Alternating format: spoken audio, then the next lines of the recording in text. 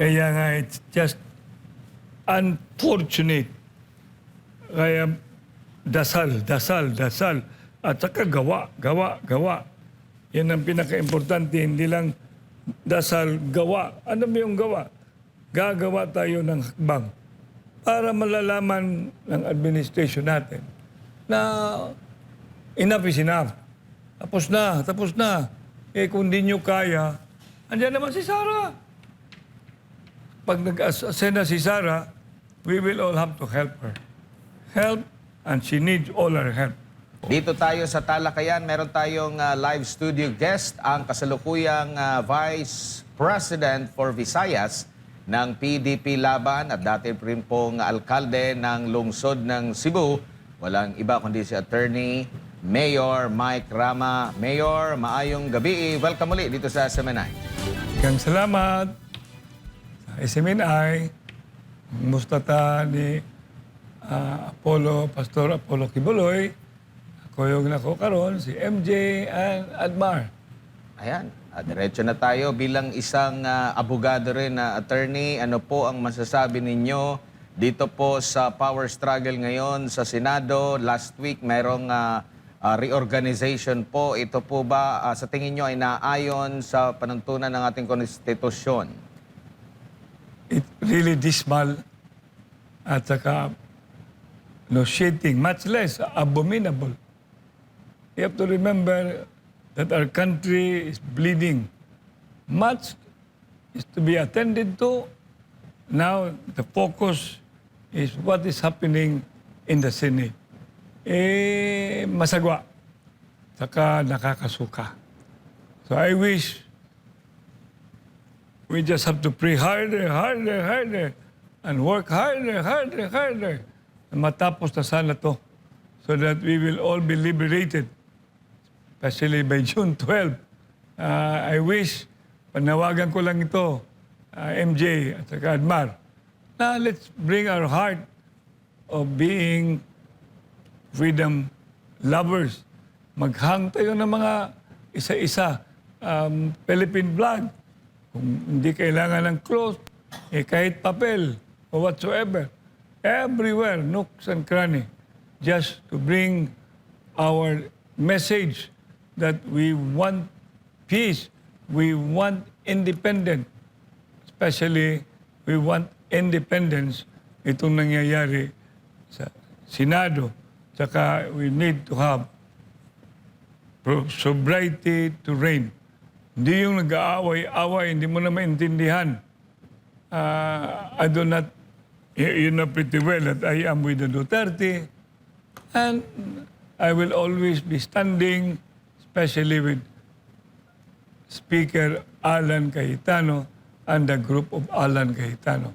And I am going to be very outspoken about it. Apo, attorney, dito po sa mga kaganapan ngayon, ano po ang nakikita nyo po sa, kumbaga sumasalamin ito sa ano, lalo na sa pamumuno po.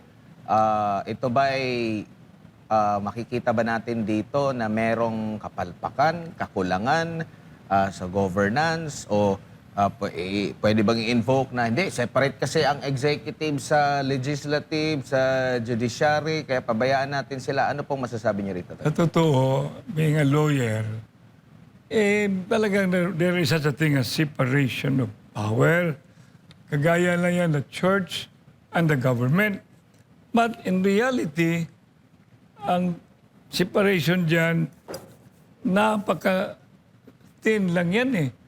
Because no matter how you would look at it, put it all together, executive, legislative, and judiciary. They are interconnected.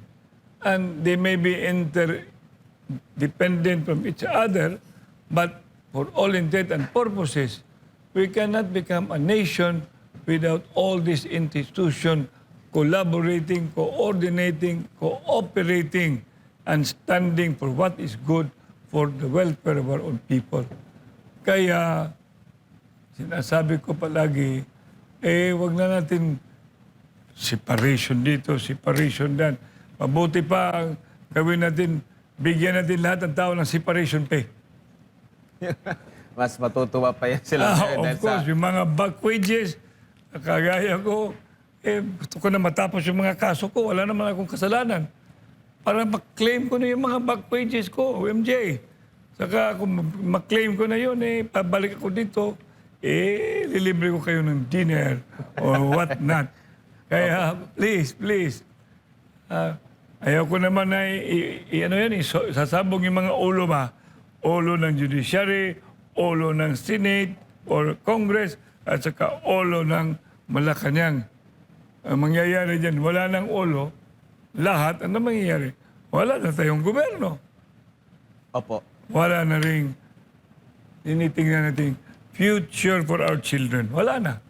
Opo. Bago lang si partner MJ, Mayor, masyado lang po bang natututukan ngayon yung usapin at issue, banggaan sa usaping politika at ang nangyayari, kawawa ang taong bayan? The word there is cover up. Cover up because there is incompetence. No matter what. There is mismanagement. You cannot deny it. There is lack of governance.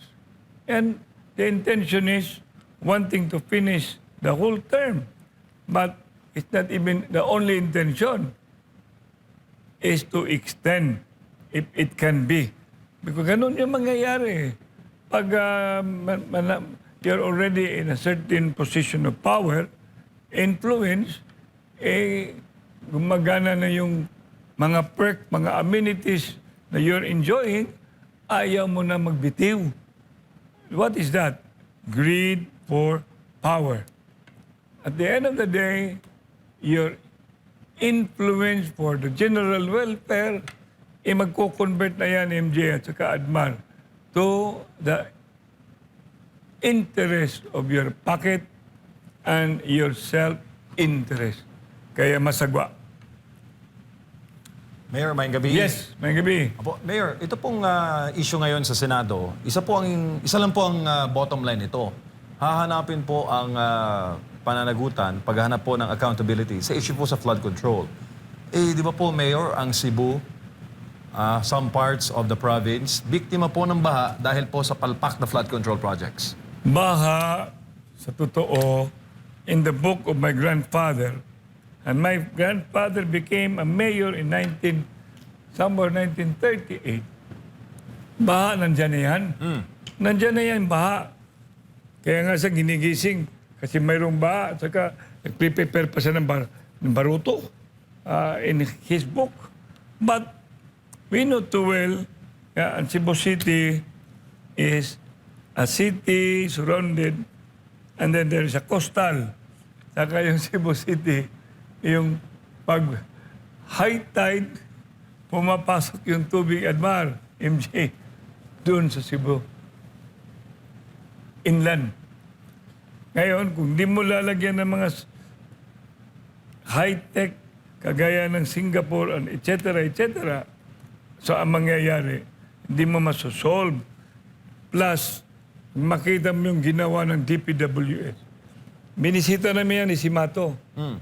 One time, DNR secretary. Di ba, si Mato? Doon naman nagsabi ko, Seko, tingnan mo to. Ito yung flood mitigation nila. Yung river namin, ganun kalapad, nagiging makitid. So, anong nangyayari? Mag-o-overflow. Pag mag-overflow yan, Admar, kasama na yung tao, mawawas out. Yun ang nangyayari doon sa Barangay Lusaran na malapit mag-wipe out. Doon ang nangyayari sa Barangay Bakayan. Bakayan. Yung ang daming patay. At saka nakikita mo yan na mga sasakyan nagpatong-patong. Kaya yung sinasabi mong flood control, mayroon din. Di basta-basta lang yung sinasabi mong river banks na walang laman. puro simento, pero walang ano ba yun, yung bakal. Ampaw lang siya. Ampaw talaga. At saka minsan ito yung original, sinasapaw ba? May sapaw, English? Tinatapalan. Dinagdagan lang. pagdating ng undescribable water flow, yung nagiging yung talagang grabe yung tubig, was out yun. Collapse yun.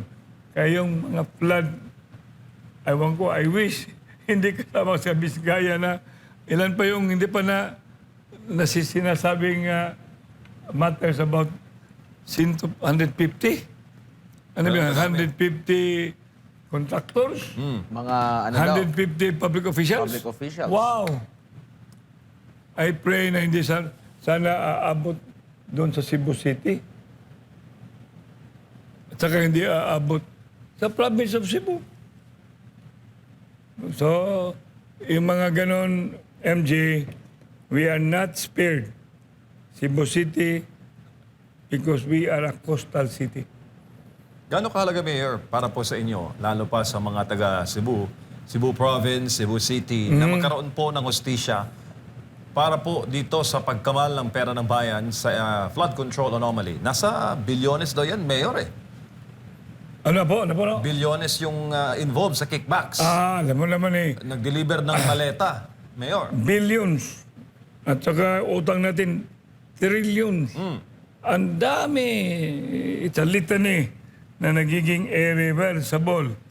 Kaya Sara has to ascend to put sanity to this malady as President of this Republic. Mayor, compare po natin ang last 2 years ni FPRD and itong remaining days o remaining months o remaining years ni President BBM. Noong 2020 to 2022, ang malaking hamon po ng Duterte government, Mayor, was the COVID-19 pandemic. Pero sa abot ng kanilang makakayo noon, kanilang ginampanan lang ang trabaho. In this last 2 years po ng Marcos Jr. government, anong assessment mo, Mayor? Pareho naman kami PRRD He was a COVID president and I was a COVID mayor. Mayor. And then I became a COVID mayor because yung mayor ko at a certain time, nagiging vice mayor ako, saka naging mayor ako, naging vice mayor siya, he died. So, and he was already much of medically challenged, so I ended up really putting the compass with all the people, be it in a multisectoral, talagang tinatrabaho namin yan. Kagaya ni PRRD. Focus talaga kami doon. Kaya Cebu City, Admar, we are claiming to be one among the first to have been emancipated from the quagmire of the effect of COVID.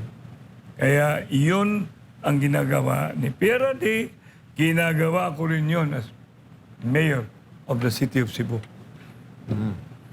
Pero ngayon, Mayor, mukhang hindi COVID ang kalaban, politika eh. At worse, Mayor, ang kalaban mo, kapwa mo Pilipino. Yung last 2 years ni FPRD, kalaban mo, virus eh. Kaya nga, it's just unfortunate. Kaya dasal. At saka gawa.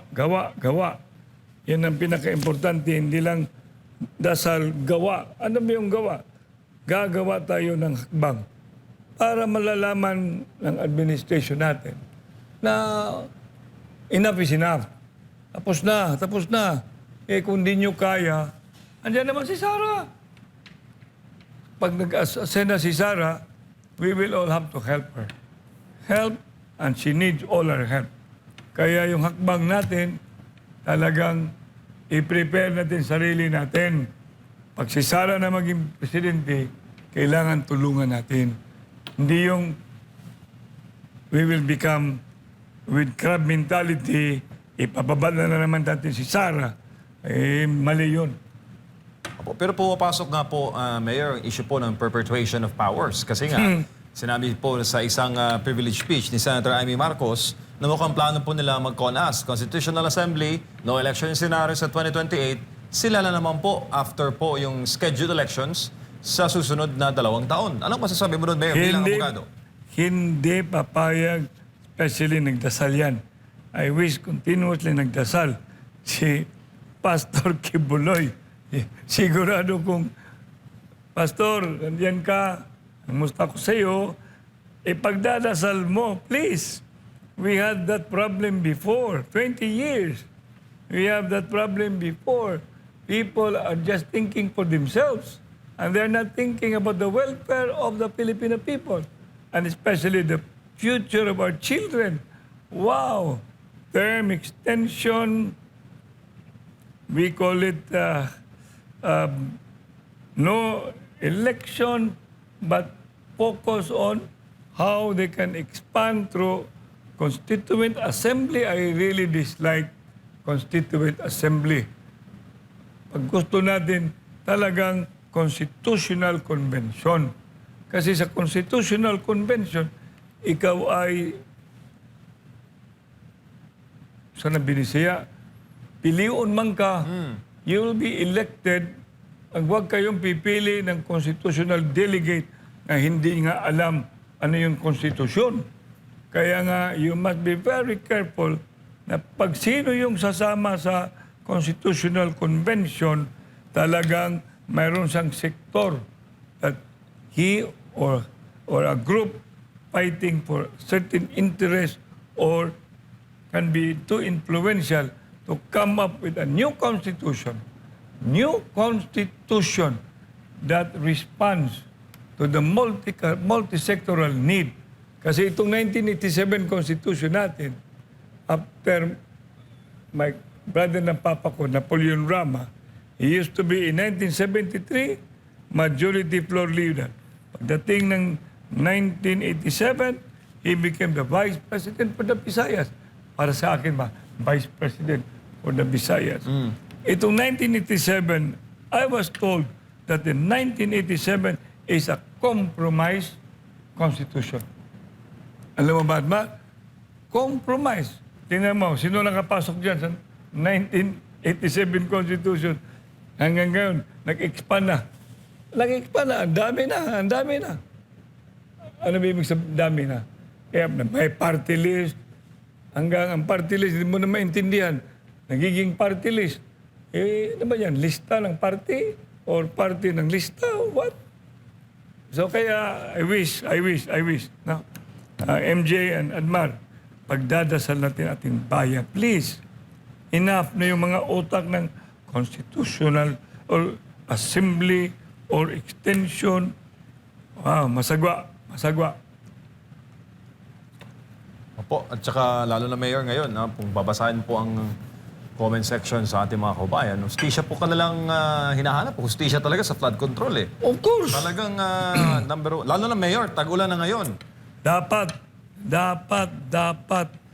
yung sa Cebu nga, Mananga, nakita mo doon, Sus Marisep, yung isang malapad na river, nilagyan ng mitigation ng DPWH. Nag-giveaway yung, kasi ang malapad na river, binabakitid mo, nakatag-uwan na. Diba? Rainy season is just within our midst. So, please, maglinis tayo from the household. Mayor ako, meron akong every quarter clean up drive. Every quarter yan. Pangalawa, mismo sa barangay, you institute clean up, especially the riverbank, yung sarili mong bahay. Take care of your own garbage. Kasi pag hindi mo tinake yung garbage at alam mo mangyari, pupunta yan sa bahay nyo ang garbage. Kasama ng tubig. Kukunin yung lahat. We do not wish na ang kasama tao na. Mayor, bago lang si partner Admar ulit, nakikita kasi ng ating mga kababayan na kung hindi rin magtagumpay itong pagsusulong nila ng CONAS, Constitutional Assembly, naunang PI, People's Initiative, naunang kinontra yun ng makararami mayor. Kami. Oo. Kami ni Digong. We were against it. Talagang sinusulong nila doon. Kaya nga nag-umpisa yung oppression ko. Because I stood. Ako lang isang elected mayor. Inisyuhan ko sila ng rally permit. Because I was not in favor of PI. People's Initiative. Mabuti na lang PI. Pero alam mo naman, pag si Digong magsasalita ng PI, Iba naman yun. iba naman yun. But anyhow, ayaw ko yun. Ayaw ko yun. Because mayroon pang, wag yung people's initiative kasi I do not want to demean our constituents. But let's go back to the very effective long time, 1935 pa, hanggang umabot, pumasok yung martial law, pumasok naman si Cory. Kaya mayroong Constitutional Convention. Yun ang pinaka-importante. Wag yung People's Initiative, my God, ang mangyayari dyan pocket initiative. Uy. Yeah, because ang ginagawa mo, pinapirma yung mga tao. Isa yung kamay nila, wala noon. Para during the martial law. Kumain na ba kayo? Hindi pa. Sinong gusto kakain? Ganon. Tapos, they have already voted. And then the finding of the Supreme Court, the word is acquiescence. So that's precisely the reason why we knew that yesterday the Constitution was being ratified. And that's why it became the 1972 Constitution. Apo. Mayor, let's test your wisdom, no? Kasi nakikita rin ang possibility ng martial law, Rev Gov. Anong tingin mo doon, Mayor? Martial law. Martial law, tapos revolutionary government na sunod. Parang naulit nung kasaysayan ng tatay niya. Alam mo, it's a defeatist move. Defeatist. Parang there is absence of conscience. Wala na. It's not only defeatist, sabihin natin, bankruptcy. It has reached a point that there is bankruptcy of solution. I-termine mo hanggang 2028. Hindi nga nakikita natin light at the end of the tunnel. So therefore, we must already be praying strongly so that Sara Duterte, and she should be ready and we should all be helping. Huwag natin pag-iisipin pa yung extension, martial law, napaka-defeatist yan. Taong bayan, huwag naman. Kasi pag ginagawa nila, alis, abot na nga tayo.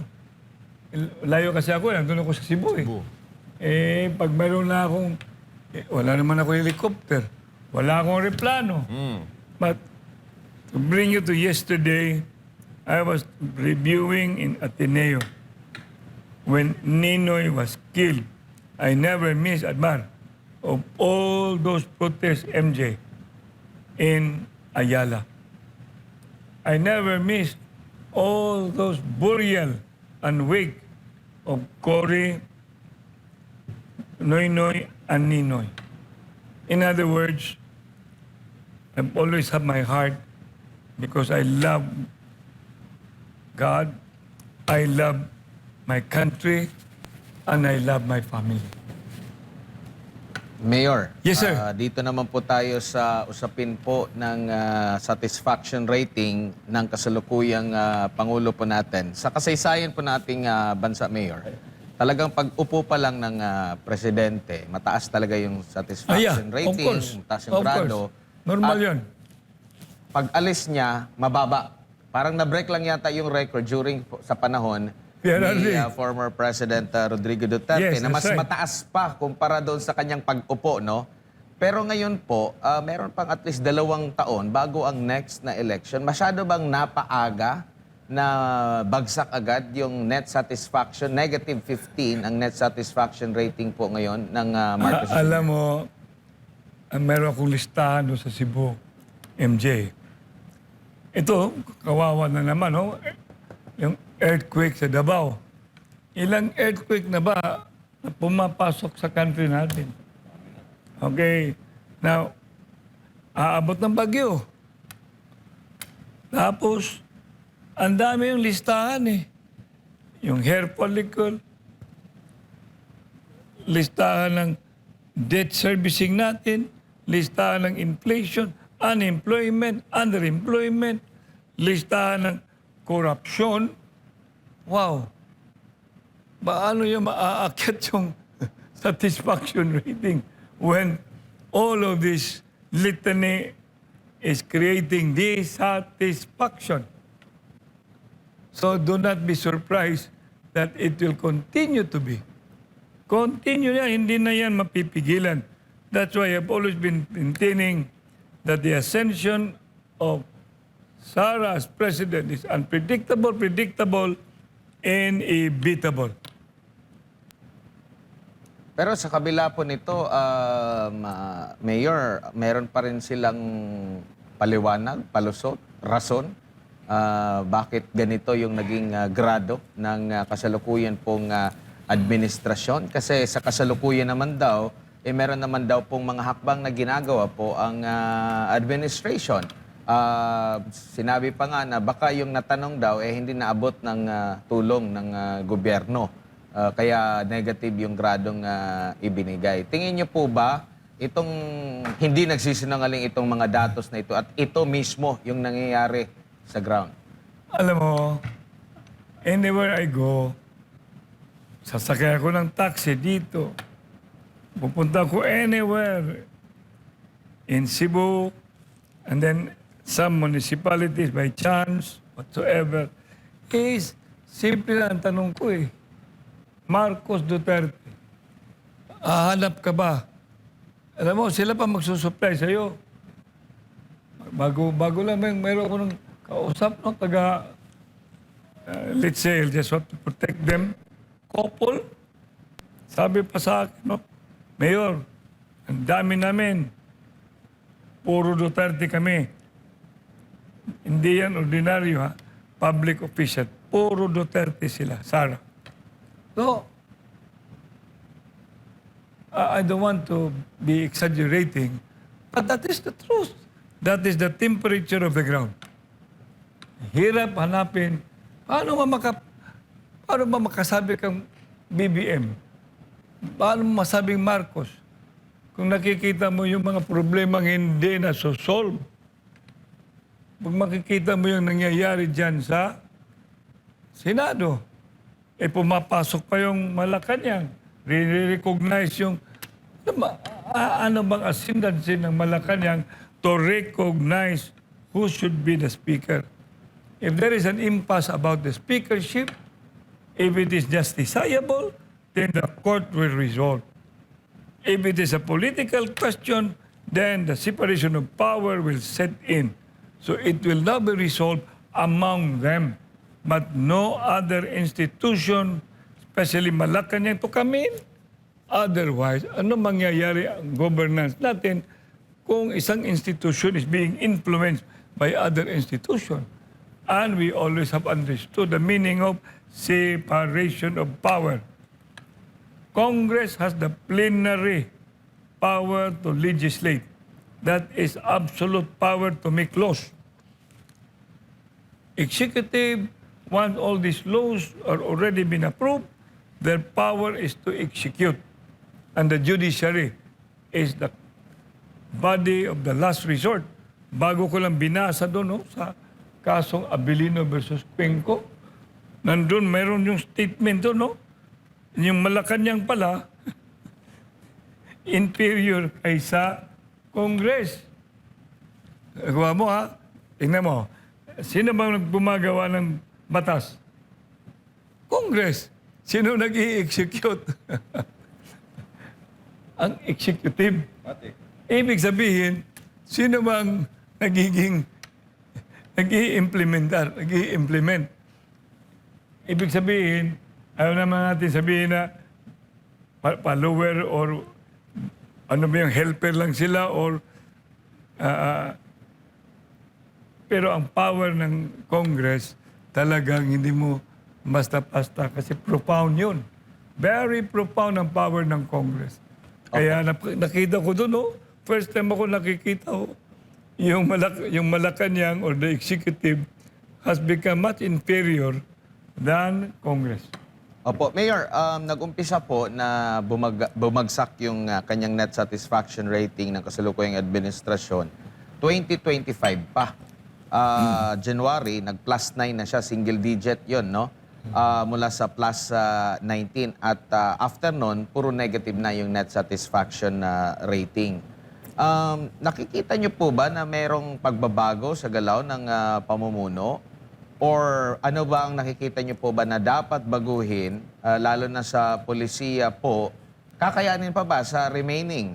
Kasi alam natin, mayroong terminong ginagamit, nagiging lame duck na kapag papatapos at papatapos ng termino o papalapit na ang susunod na presidential election, attorney. Alam mo, Admar, MJ, the only thing that they ought to be bringing to all and sundry is apology. Wala akong nakikitang that there is still, we call it, light at the end of the tunnel. Wala.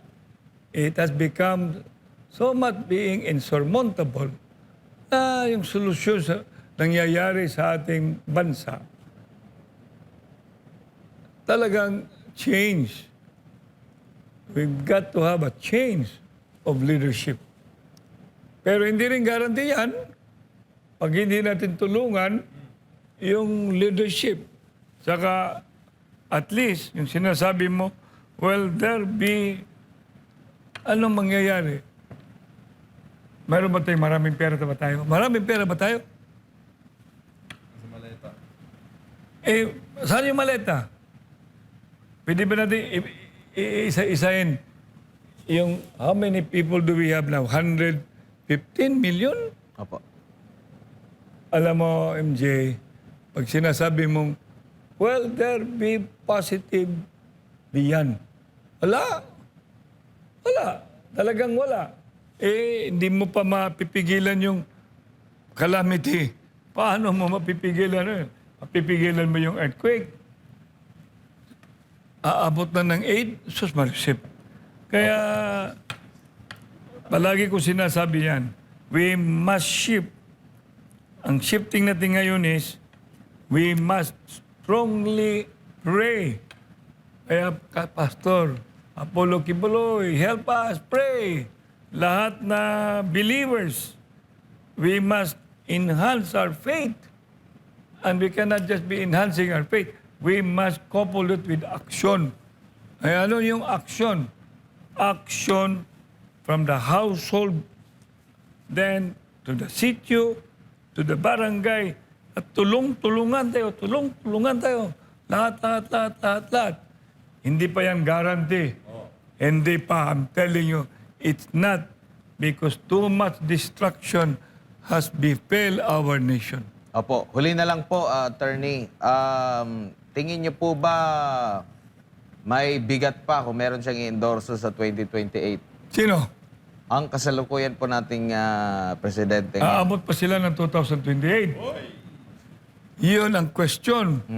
I mean, if they're thinking na aabot pa sila ng 2028, ito nangyayari sa Congress, my God, House of Representatives, itong nangyayari sa Senado, wow! Tapos, yun, nakikialam pa ang Malacanang sino magiging Senate President, i-recognize or whatsoever. Nabasa ko yung Abilino Cuenco. Nabasa ko yun eh. Inasa ko bago ako pumunta dito.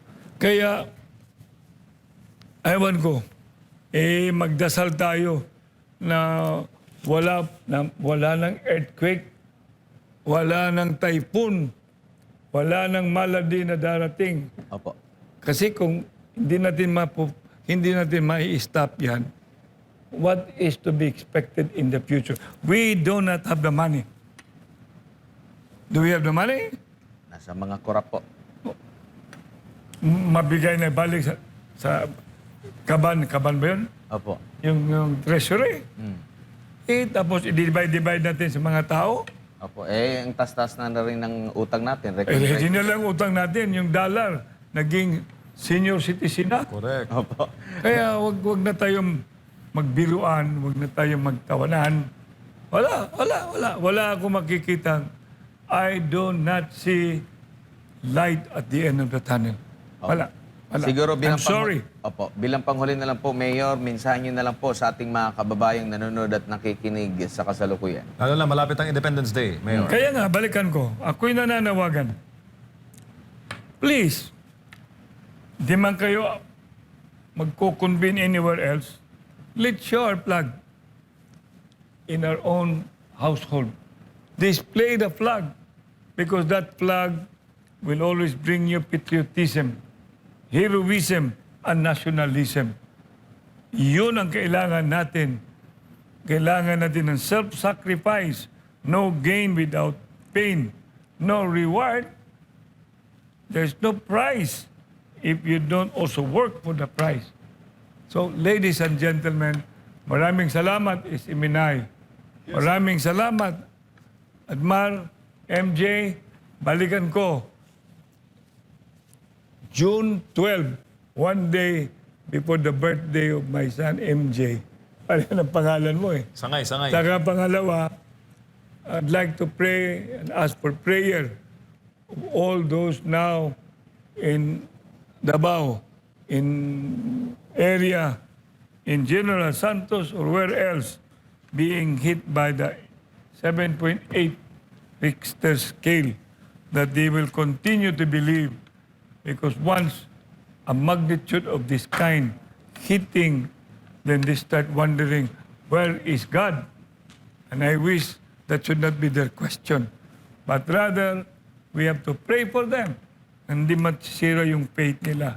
Masabalikan ko, panawagan, June 12, kung hindi man kayo magko-convene anywhere as one, let's show our act of patriotism, nationalism, and heroism.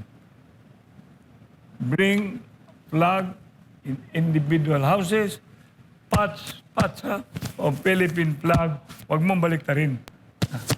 Flag, ipapatch mo para makikita ng buong mundo na tayo ay nagkakaisa sa ating pag-ibig sa ating bansa, sa Diyos, at saka sa ating pamilya. Maraming salamat. Good evening. Always, okay, SMNI with Admar and MJ in your program called Night News. Ayan, maraming Thank salamat. you very much, all the technical men. Maraming salamat si Attorney Mike Rama, ang kasalukuyang Vice President for Visayas ng PDP Laban. Nakausap natin hinggil sa samot-saring may init na issue